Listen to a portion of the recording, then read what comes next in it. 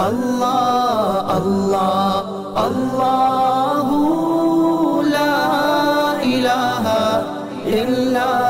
ہو، اللہ اللہ اللہ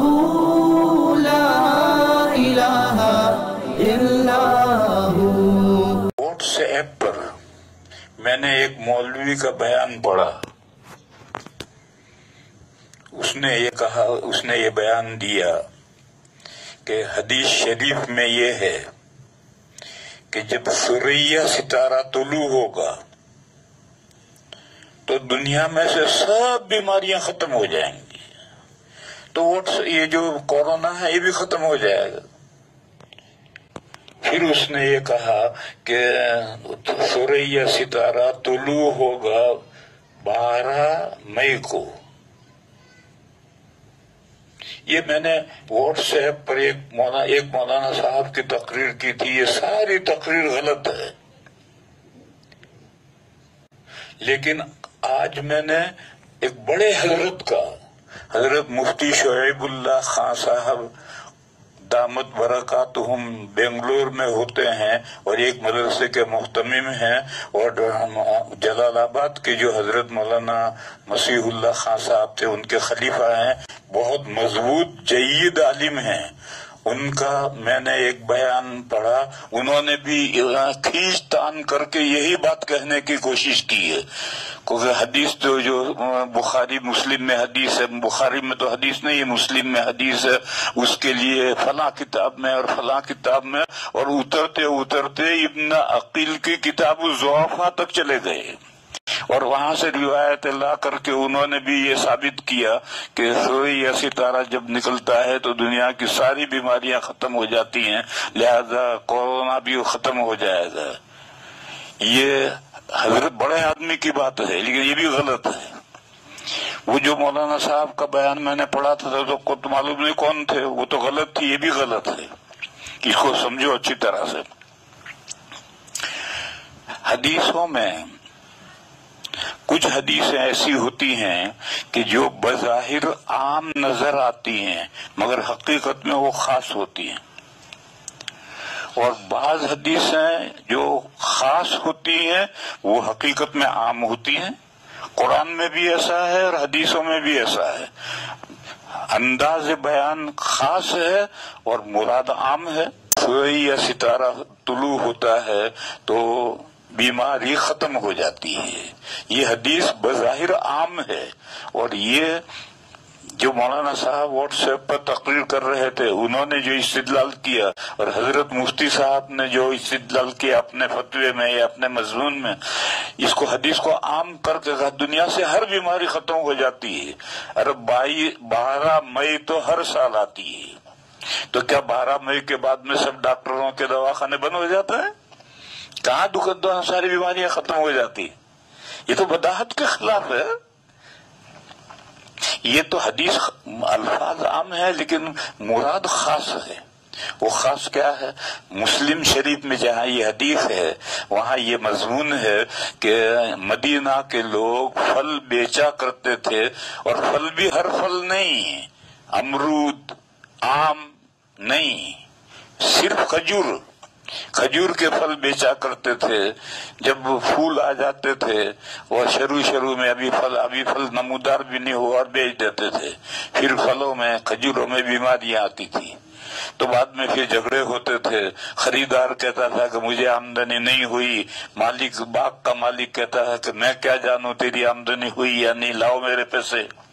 یہ جھگڑے بہت حضور کی خدمت میں آئے تو حضور نے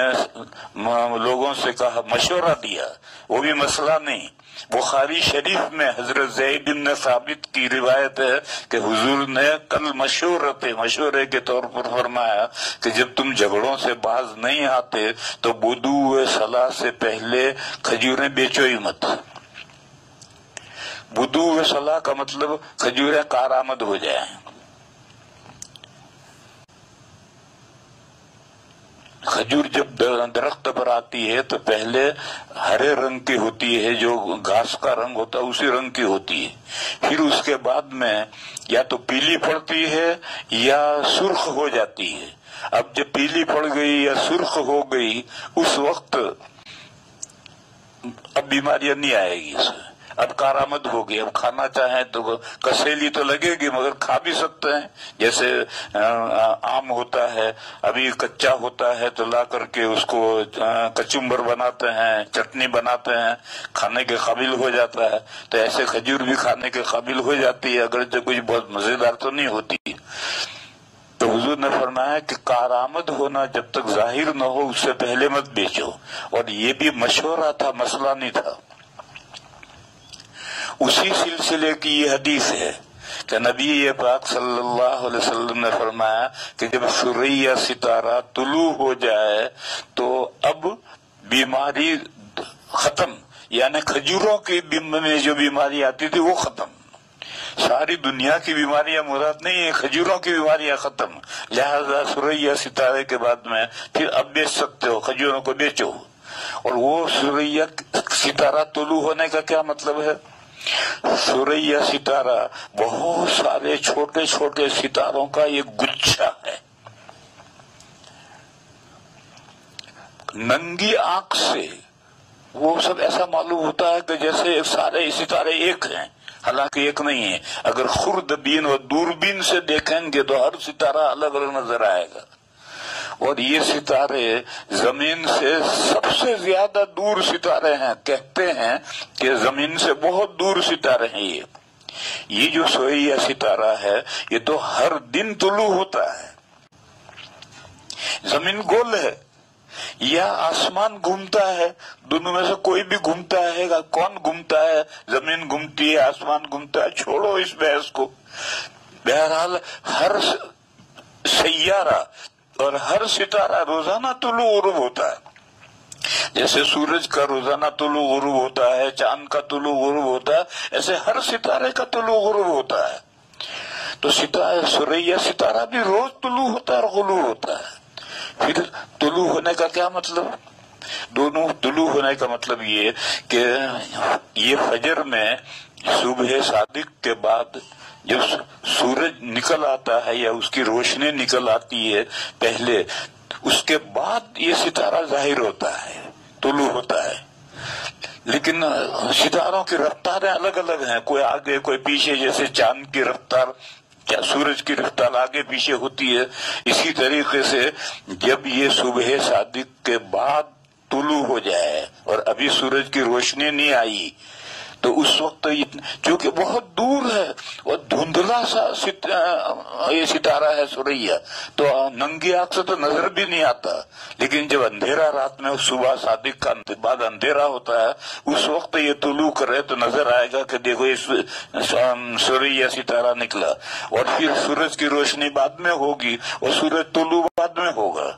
تو جب یہ سورج سے پہلے طلوع ہو تو اب کھجوروں کی بیماریاں ختم، اب کھجوریں بیچو، یہ حدیث شریف کا مطلب ہے۔ اور میں نے کہا کہ یہ تو بدیہی بات ہے، 12 مئی تو ہر سال آتی ہے اور ستارہ یہ اس دن ہر سال طلوع ہوتا ہے، پھر اس کے بعد کہاں دنیا میں ساری بیماریاں ختم ہو جاتی ہیں اور کہاں سارے ڈاکٹرز ہو جاتے ہیں اور کہاں ساری دواخانے بند ہو جاتے ہیں۔ یہ تو کھجوروں کے تعلق سے یہ حدیث شریف ہے۔ اور حضرت مفتی صاحب دامت برکاتہم نے جس انداز سے مضمون کو لکھا ہے وہ محدثانہ طرز نہیں، محدثانہ طرز یہ ہے کہ اگر کوئی حدیث شریف ہے اور اس کے لیے اگر آپ کو کوئی متابع چاہیے تو متابع بھی کم سے کم اس اصل حدیث کے برابر کے درجے کا متابع چاہیے، اس سے کم نہیں ہونا چاہیے۔ اور حدیث کی شرح میں بھی یہی ملحوظ رہنا چاہیے کہ مسلم شریف کی حدیث ہے اور دوسری کتابوں میں الفاظ بدلے ہیں تو ان کی سندیں بھی کم سے کم مسلم شریف کے درجے کی ہوں، فن اعتبار کے روح سے گئی گزری 5ویں درجے کی جو کتابیں ہیں ان کتابوں میں حدیث کے جو الفاظ ہیں ان الفاظ کے ذریعے سے پہلے درجے کی کتابوں میں جو حدیث ہے ان الفاظ کی شرح کرنا یہ صحیح نہیں۔ تو یہ ایک دوسری بات ہے، کورونا بیماری کب ختم ہوگی اللہ جانے کب ختم ہوگی۔